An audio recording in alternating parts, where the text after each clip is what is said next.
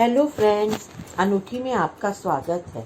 अर्जुन और धर्म युद्ध में पिछली बार मैंने 65 कड़ी तक शेयर किया था। आज मैं उसके आगे अपने द्वारा गीता का जो मैंने व्याख्यान किया है स्पीकिंग ट्री पर अपने ब्लॉग में, उसको मैं आगे बढ़ाते हुए शेयर करती हूँ। कड़ी 66 से श्री भगवान कहते हैं कि जब भी ध्यान में बैठना है तो ध्यान श्री भगवान में ही लगाना है, पर अगर चित्त, मन और बुद्धि को संसार से विलग करके ईश्वर में नहीं लगाया तो बुद्धि में संसार के विचार नगण्य होंगे ही नहीं और बुद्धि सांसारिकता के विचारों से विलग होगी ही नहीं। तो फलस्वरूप जब भी ध्यान में बैठने की भी कोशिश करोगे तो भी ध्यान ईश्वर की ओर उन्मुख होगा ही नहीं और मन, चित्त और बुद्धि संसार की ओर ही मुड़ेंगे।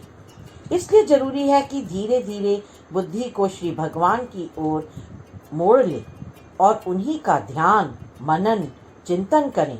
और जब बुद्धि में विचार श्री भगवान से जुड़ने लगेंगे तो चेतन की चैतन्यता भी श्री भगवान की ओर उन्मुख हो जाएगी और आत्मा श्री भगवान से जुड़ जाएगी।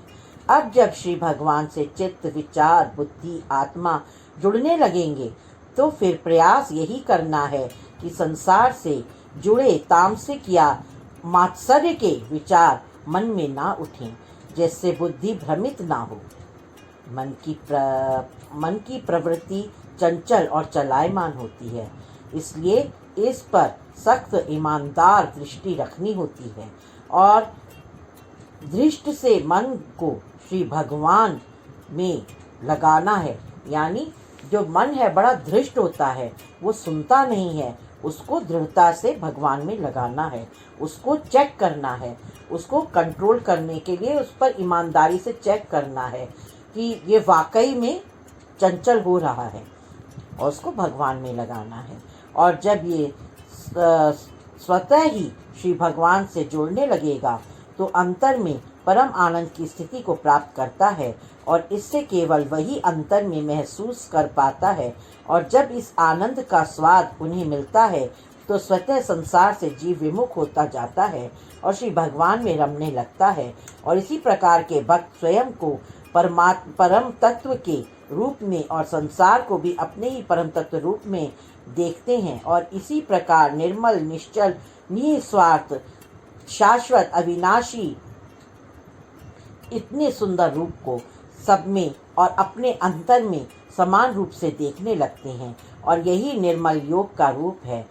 भक्त प्रहलाद इसका भव्य उदाहरण है, जिसे उन्हें हर एक में वही अविनाशी तत्व दिखता था, चाहे अग्नि, चाहे पर्वत, चाहे सागर, चाहे खंबा और चाहे कोई भी जगह हो, सब जगह उन्हें श्री भगवान एक रूप में दिखते थे। और तभी ना वो जल सके, ना डूब सके और ना कहीं गिर सके और ना उन्हें कहीं चोट लग सकी, ना तलवार उन्हें काट सके। और खंबे में से अविनाशी रूप श्री भगवान नरसिंह रूप में प्रकट भी हो गए और भक्त प्रहलाद ने स्वयं को श्री भगवान के ही अविनाशी रूप में सिद्ध भी किया। और श्री भगवान कहते हैं कि जब मन से सन्यासी, योगी, भक्त इस संपूर्ण चराचर जगत में केवल मेरे ही अविनाशी रूप के दर्शन करते हैं और उसी के अनुरूप कर्म करते हैं तो वो मेरा सुमिरन भी सहस्रों नाम और गुण से करते हैं और मेरे इतने नाम गुण गिनाते हैं कि मैं निर्गुण हो जाता हूँ, यानी गुणों से भी परे हो जाता हूँ। यानी नाम और गुणों की सीमा पार हो जाती है और एक स्थान ऐसा आता है कि मैं संपूर्ण गुणों से इतना युक्त हो जाता हूँ कि निर्गुण रूप हो जाता हूँ। मेरे मन से सन्यासी, योगी, भक्त कहते हैं कि हे स्वामी, यानी मैं उनका मालिक हूँ और वो मेरा स्वामित्व स्वीकार कर विनम्रता से मेरे अधीन होकर स्वयं को और विनीत करते जाते हैं। भक्त कहते हैं, हे नाथ, यानी मैं उनको अनाथ होने से बचा लेता हूँ और उनका नाथ हूँ, उनको संभाल लेता हूँ और उनको बिना किसी सहारे के छोड़ नहीं देता हूँ। मैं उनके लिए परम आत्मा हूँ, परम ईश्वर हूँ, यानी पूर्ण ब्रह्म हूँ। मैं उनके लिए अपने भक्तों को मधु के समान आनंद देने वाला हूँ, यानी मैं मिल जाता हूँ तो मिठास खत्म नहीं होती, अपितु कहीं शेष रह जाती है। यह मिठास मेरे मिलन की। इंद्रियों को भेदने में सक्षम, इंद्रियों का पालन करने वाले और सदैव आनंद में रहने वाले श्री भगवान मानते हैं मेरे भक्त। वो यही मानते हैं मुझे। नर का आईना हूँ मैं, यानी नारायण हूँ मैं। सभी कुछ छुड़ा देते हैं और मैं सक्षम हूँ कि मैं उनको सब कुछ छुड़ा दूंगा। मैं हरि हूँ यानी हर लेता हूँ, उनके दुख हर लेता हूँ।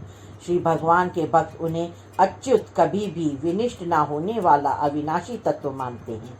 अंतर में रहने वाला, निवास करने वाला मानते हैं। सर्वत्र व्याप्त हूँ मैं, और ऐसा ही भक्त अपने श्री भगवान को सर्वत्र व्याप्त मानते हैं। दुख और कष्ट दूर करने वाला, अनाथों को स्वीकार करके उनको सनाथ करने वाला, जगन्नाथ, उनका स्वामी बनकर उनकी संभाल करने वाला मानते हैं। सबको अपना आधार देने वाला मानते हैं। मोक्ष दिलाकर संसार के आवागमन से छुड़ाने वाला, उद्धार करने वाला मानते हैं। तीनों कालों को देखने वाला त्रिकालदर्शी मानते हैं। तीनों लोकों को संभालने वाला त्रिलोकी नाथ मानते हैं और संपूर्ण चराचर जगत को पालन करने वाला मानते हैं। अपने भक्तों से अनंत स्नेह प्रेम करने वाला मानते हैं और अनेक प्रकार से बख्शी भगवान के सुंदर मधुर चरित्र की व्याख्या भी करते हुए प्रार्थना करते हैं। बहुत पाप कर्म किया इस जीव ने, तो भी पवित्र करने वाला मुझे मानते हैं और समस्त अपराधों को क्षमा करने वाला मानते हैं। पूर्ण समर्पण भाव से प्रेम करते हुए भक्त श्री भगवान को माता पिता की तरह अपने बालक को क्षमा करने वाला कहते हैं और पति पत्नी के समान पूर्ण सेवा भक्ति प्रेम समर्पण का भाव भक्त और श्री भगवान में इसी रूप को मानते हैं। अपने कर्मों को पूर्ण निष्काम भाव से श्री भगवान को समर्पित करते रहते हैं। भक्त और उस श्री भगवान को ही हर कर्म का अधिष्ठाता मानते हैं और स्वयं कुछ भी श्रेय अपने ऊपर नहीं लेते। स्वयं को कुछ भी नहीं मानते, केवल श्री भगवान को ही सर्वभूत मानते हैं और उन्हीं में सर्वभूतों में स्थित मानते हैं। सर्वशक्तिमान श्री भगवान को ही मानते हैं और संपूर्ण चराचर जगत को श्री भगवान के वश में ही मानते हैं और श्री भगवान को ही एक केवल उद्धार करने वाला और श्री भगवान को अनंत सागर से पार करने वाला जानते हैं। भक्त यही प्रार्थना करते हैं कि श्री भगवान कष्ट में धैर्य दे, जिससे बुद्धि को भ्रमित किया हुआ है और वही बुद्धि भ्रमित हुए बिना भक्त कष्ट को पार करके इस संसार सागर को पार कर जाएं। तृष्णाओं से मुक्ति और मन में संतुष्टि प्रदान करने और मन की चंचलता को स्थिर कर दे भगवान। कामनाओं और वासनाओं से हृदय को मुक्त कर दे भगवान। जिस प्रकार कामनाओं के से जो मगरमच्छ ने जिससे गज को पकड़ लिया था, कितनी सुंदर कथा है भगवान की। तो कामनाओं रूपी जो मकर हमारे गज का, आत्मा का जो पैर पकड़ लेता है, खींच लेता है, उसकी रक्षा करने के लिए भगवान, भक्तवत्सल भगवान आ जाते हैं भागकर और भ्रमित बुद्धि को भी दूर कर देते हैं और बचा लेते हैं, भवसागर से पार करवा देते हैं। ज्ञान की उपज हो और फिर संपूर्ण दृष्टि साफ हो जाए और श्री भगवान के शाश्वत अगोचर अनंत रूप की प्राप्ति हो जाए, यही भक्त प्रार्थना करते हैं। सत्य और संतों का संग मिले, ये संसार और इस संसार से पार गमन करके परलोक का गमन सुलभ हो सके और हर श्वास प्रश्वास निश्वास हर समय भगवान का सुमिरन होता रहे और श्री भगवान के श्री चरणों में सदैव ध्यान बना रहे, ऐसी कृपा श्री भगवान करते रहें। श्री भगवान कहते हैं कि श्री भगवान के सभी भक्त इसी प्रकार सोचते हैं और प्रार्थना करते हैं, परंतु ध्यान ये रखना है कि जब ये सोच रखें भक्त तो फिर सभी चराचर जगत को मेरे ही रूप में देखें और वैसा ही आचरण भी करें। श्री भगवान कहते हैं कि सहस्र नाम से मेरा सुमिरन करने वाले और मेरे चरित्र को सुनने सुनाने वाले मेरे भक्तों से केवल एक श्लोक से ही मैं प्रसन्न हो जाता हूँ। पर अर्जुन श्री भगवान की स्तुति करते हुए कहते हैं कि नमोस्ते अनंताय सहस्र रूपाय, ये सहस्त्र पादक्षिरशुभावै सहस्रनामने पुरुषाय सहस्र देव शाश्वते सहस्रकोटि युगधारिणे नमः। नमः नमः नमः। हे अनंत विग्रह तत् सहस्र रूप वाले हजारों चरण, नेत्र, शेर, बाहु, भुजाओं को धारण करने वाले प्रभु, विराट रूप भगवान, आप प्रत्येक युगों में अपने भक्तों का कल्याण करने के लिए अनेकानेक रूप धारण करते रहते हैं। आपको बहुत बहुत नमस्कार है, नमस्कार है, नमस्कार है। श्री भगवान कहते हैं कि केवल अर्जुन ही इस शरीर और मन के कष्टों में नहीं बंधा हुआ है, अभी तो संपूर्ण चराचर जगत इस सच सारे दुखों से बंधा हुआ है और ऐसे ही चल रहा है। अर्जुन कहता है कि जो योग श्री भगवान ने बताया है वो अर्जुन में नहीं है। अर्जुन विनय करता है कि मन इतना चंचल और मदमस्त है कि जैसे मद के नशे में मस्त कोई हाथी किसी के भी नियंत्रण में नहीं रह जाता है, वैसे ही मन अपनी ही गति और चाल से चलता जाता है और वेगवान वायु के समान नियंत्रित करना इसे असंभव हो जाता है। हे प्रभु, यह अनियंत्रित है मन, इसको नियंत्रण कैसे करूं? श्री भगवान कहते हैं कि संपूर्ण जगत इसी प्रकार भ्रमित और विचलित है। केवल ज्ञान के द्वारा ही मन को बांधना है और पूर्ण समर्पण से श्री भगवान में ही ध्यान लगाना है। अर्जुन को अब ये मालूम है कि संसार क्या है, जीव क्या है, पूर्ण ब्रह्म क्या है और योग संन्यास क्या है। पर अब ये भी समझ में आ रहा है कि योग और मन के वश में लाना बड़ा दुष्कर है, परंतु भक्त वत्सल श्री भगवान अर्जुन को के मन को बता रहे हैं। श्री भगवान के प्रति पूर्ण समर्पण, प्रेम, प्रीत रखते हुए संसार की वासनाओं से बहुत ही दृढ़ता से स्वयं को दूर रखना भी जरूरी है और फिर धीरे धीरे मन नियंत्रित होगा और निरंतर अभ्यास से मन को आदत हो जाएगी संसार से विमुख रहने की। और आदत के कारण ना तो मन संसार के विषय भोगों की ओर भटकेगा और ना ही संसार की तृष्णाओं से व्यतीत होगा। मन को संसार से अलग करने का अभ्यास करना ही पड़ेगा और सर्वप्रथम संसार के राग से विराग होना जरूरी है। जब संसार के विषय भोग वासनाओं में आनंद लेने की इच्छा का अंत हो जाएगा और उनके प्रति आकर्षण समाप्त हो जाएगा, तभी मन पूर्ण ब्रह्म के प्रति राग का अभ्यास कर सकेगा। जैसे एक ही म्यान में दो तलवार नहीं रह सकती, उसी प्रकार संसार के राग, आनंद, अभिलाषाएं, तृष्णाएं पूर्ण ब्रह्म की प्रीत और प्राप्ति के मार्ग में साथ साथ नहीं रह सकते। दोनों एक दूसरे से उल्टे मार्ग पर चलते हैं। इसलिए बड़ी ही शक्ति से मन चित्त को संसार के विषय भोगों से विमुख करते हुए उनमें वैराग्य उत्पन्न करना होगा और फिर बुद्धि को संतुलित रखते हुए श्री भगवान के मार्ग की ओर मन को उन्मुख करना होगा। और इस अभ्यास में बहुत ईमानदारी और बहुत ही ज़्यादा सख्ती की ज़रूरत होती है कि मन को बहुत ईमानदारी और सख्ती से देखा जाए। जैसे ही चंचलता करे मन तो उसे पकड़कर फिर अभ्यास में लगाया जाए और बार बार हर बार ये सख्ती से करना है और फिर निरंतर अभ्यास से मन नियंत्रित होगा और यही अभ्यास है भजन सुमिरन करने का। इस प्रकार जो जीव मन के वैराग्य और निरंतर भजन सुमिरन के अभ्यास के माध्यम से सच्ची प्रीत रखते हुए श्री भगवान से जुड़ते हैं तो वो ही संसार श्री भगवान को प्राप्त करते हैं और संसार से विमुख हो जाते हैं। और वही भक्त अपने मन को जीत पाते हैं और मन को स्वयं चलाते हैं, क्योंकि मन उनके नियंत्रण में हो जाता है और मन अब भागता नहीं है क्योंकि वो उनके नियंत्रण में है। मन के नियंत्रण में उसको मन को अपने नियंत्रण में रखते हैं, दृढ़ता से मन को नियंत्रण में रखते हैं।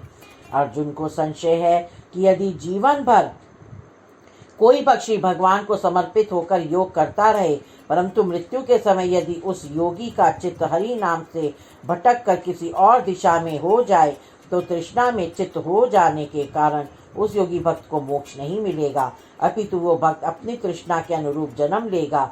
तो फिर जीवन भर की योग साधना का क्या मतलब रहेगा? इस बात को हम इस तरह समझ सकते हैं। एक बहुत बड़े भगत ऋषि हुए जड़ भरत।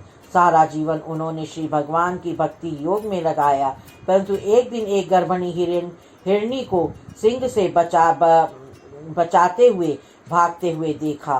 और भयग्रस्त हिरणी को प्रसव वहीं हो गया और शिशु को जन्म देकर वो हिरणी मर गई।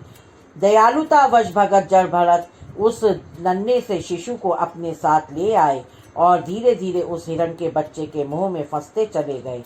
और एक दिन मृत्यु के समय जब नन्हा हिरण का शिशु वन से लौटा नहीं तो उसकी याद में ही प्राण त्याग दिए और अगले जन्म में हिरण की जून प्राप्त कर ली।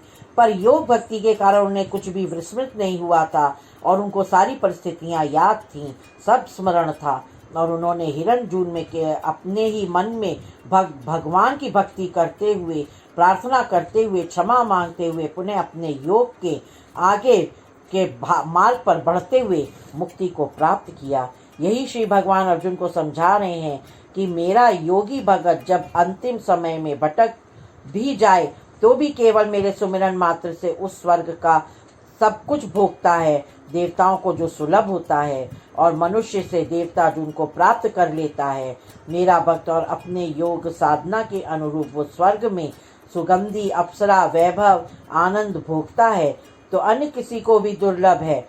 और फिर स्वर्ग से कुछ भोग कर मेरा वो भक्त पुनः संसार में किसी अच्छे धनाढ्य घर में जन्म लेता है और संसार के सुख भोगता है, लेकिन वो अपने पिछले योग कर्म के पे चलता हुआ फिर से ब्राह्मण क्षत्रिय के घर में जन्म लेता है और उचित प्रकार से भोगों को भोगता भी है, लेकिन योग भी करता है क्योंकि उसकी योग साधना की यात्रा जारी रहती है। और मेरा योग भगत पूर्ण मन से संन्यास धारण करके धीरे धीरे पूर्ण योग करता हुआ मेरी भक्ति करता रहता है, परंतु अंतिम समय में भटकाव के कारण जून बिगाड़ लेता है तो भी मेरा वो भक्त पुनः ऊंचे कुल में जन्म लेता है और फिर वो दोबारा मोक्ष को प्राप्त करने की राह पर आगे बढ़ जाता है। क्योंकि जैसे उसका कर्म तो रहेगा, उच्च कर्म तो रहेगा, साथ ही श्री भगवान के भजन सुमिरन योग साधना को भी वो याद रखेगा, तो वो पिछले जन्म में किया हुआ जो रह गई है उसकी यात्रा में योग साधना वो उसको आगे बढ़ाते हुए मोक्ष के रास्ते पर चलता हुआ मोक्ष को प्राप्त करेगा। श्री भगवान के अनुसार योगी भक्त की बुद्धि और स्मृति कभी नष्ट नहीं होती और उसकी बुद्धि हर जन्म में वैसी ही बनी रहती है और योगी भक्त को अनेक बार जन्म लेते हुए और पिछले जन्म से आगे की योग साधना शुरू करने में कोई परेशानी नहीं होती और वो उसको विस्मृत भी नहीं होती। श्री भगवान कहते हैं कि मन से सन्यासी भक्त जब योग करता है तो वो तपस्या से श्रेष्ठ होता है और ज्ञान से भी अधिक श्रेष्ठ होता है, क्योंकि तपस्या और ज्ञान अहंकार और तृष्णाओं से मुक्त नहीं होते, परंतु जो योगी भक्त हर तृष्णा और आसक्ति से या उससे मुक्त हो जाता है वो कहीं अधिक श्रेष्ठ हो जाता है और मुक्त रहता है, इसलिए मुक्त भी हो जाता है। यही योगी सर्वोत्तम भी होता है। जो भी जीव श्री भगवान को पूर्ण समर्पण और पूर्ण श्रद्धा से जपते हैं और धारण करते हैं, श्री भगवान उन्हें भी सबसे श्रेष्ठ योगी मानते हैं, ऐसा श्री भगवान कहते हैं। और यही तत्व योगी भक्त को धारण करना है, तभी वो सर्वोत्तम श्रेष्ठ योगी होगा और श्री भगवान के अविनाशी तत्व को प्राप्त होगा। श्री भगवान अर्जुन को अब बता रहे हैं कि श्री भगवान में योग करके ज्ञान द्वारा मन से सन्यासी हुआ योगी भगत हर तरह से मुक्त हो जाता है। कोई जिज्ञासा, कोई तृष्णा उसकी शेष नहीं रह जाती। संपूर्ण तत्व ज्ञान उनको प्राप्त हो जाता है और संपूर्णता को प्राप्त हो जाते हैं और वही भक्त संपूर्णता को प्राप्त होते हैं। वो भक्त संसार से अलग हो जाते हैं, पर मुक्त भी वो सब तभी होते हैं जब वो प्रभु को भजते हुए आगे अपनी यात्रा जारी रखते हैं। भक्ति में वो डूब जाते हैं। मन से पूर्ण सन्यासी होना पड़ता है उनको, वो दुष्कर है, लेकिन एक अंश मात्र भी या लेश मात्र भी यदि कोई भाव शेष रह जाता है तो वो योगी मुक्त नहीं हो पाएगा, लेकिन उसको पूर्णतया प्रभु में अपना ध्यान लगाना पड़ेगा और संसार से अलग होकर आगे की यात्रा करनी होगी। और जो मुक्त भी हो जाते हैं, पर उन सभी मुक्त हुए योगी भक्तों में से भी कोई खास योगी भक्त श्री भगवान के अगोचर अगम तत्व को जान पाता है, यानी मुक्त होने के बाद भी यात्रा शेष रह जाती है। मुक्त होना ही प्रभु का निधान प्राप्त करना नहीं है, मुक्ति के आगे की यात्रा अलग है। उस यात्रा को पूर्ण करके श्री भगवान का पूर्ण धाम मिलता है। श्री भगवान से ही उत्पन्न 8 तत्व हैं। धरती का तत्व देह का मानस है। धरती से जो तत्व बनता है वो देह में जो मांस चढ़ता है वो है। उत्सर्जन और विसर्जन है। जल का तत्व रक्त और शरीर में 90% जल की उपस्थिति है। वायु तत्व श्वास है और रक्त की लालिमा है। रक्त कहते हैं ना कि रक्त की कमी है तो ऑक्सीजन की कमी होती है, तो प्राण वायु, रक्त की लालिमा। जीवन का तत्व है। आकाश का तत्व है फैलाव और विस्तार। उदर में भूख की अग्नि तत्व है और चिंता में, ईर्ष्या में, शत्रुता में, क्रोध में जो जलन होती है वो सब अग्नि तत्व है। और शरीर का तेज भी यही अग्नि तत्व है। अब इन 5 तत्वों से तो शरीर निर्मित हो गया और यहाँ के ये तत्व यहीं से जुड़े हैं और यहीं बाहर दिखने वाले इन्हीं तत्वों में एक दिन विलीन भी हो जाते हैं। पर इनकी स्थूलता में मन की चंचलता और मन से उठे तरह तरह के भाव, आकर्षण, विकर्षण, तृष्णाएं और उनसे प्रभावित होता हुआ ये संसार और स्वयं ये शरीर स्थूलता प्राप्त करता जाता है। और बुद्धि जो ज्ञान, सोच और विचार को तर्क से जोड़ती जाती है, इन 5 तत्वों के साथ मन के भाव को जोड़ती जाती है और मन के भाव द्वारा शरीर की इंद्रियों से कर्म क्रियान्वित होते जाते हैं और इनको आगे बढ़ाता है अहंकार का तत्व। जो संसार में इस शरीर को धारण किए जीव तो एक दूसरे में किसी न किसी तरीके से लिप्त करता चलता है और इन सभी 8 तत्वों को संचालित करती है श्री भगवान के नेत्रों में वास करने वाली योग माया, जो जीव की दृष्टि को ही भ्रमित कर देती है और जैसी पूर्व गति होती है उसी के अनुरूप जीव की दृष्टि भी कर देती है और जीव कर्म करता जाता है। श्री भगवान के हर रोम रोम की एक अलग अलग माया है और इस प्रकार करोड़ों माया हैं और करोड़ों मन के भाव हैं।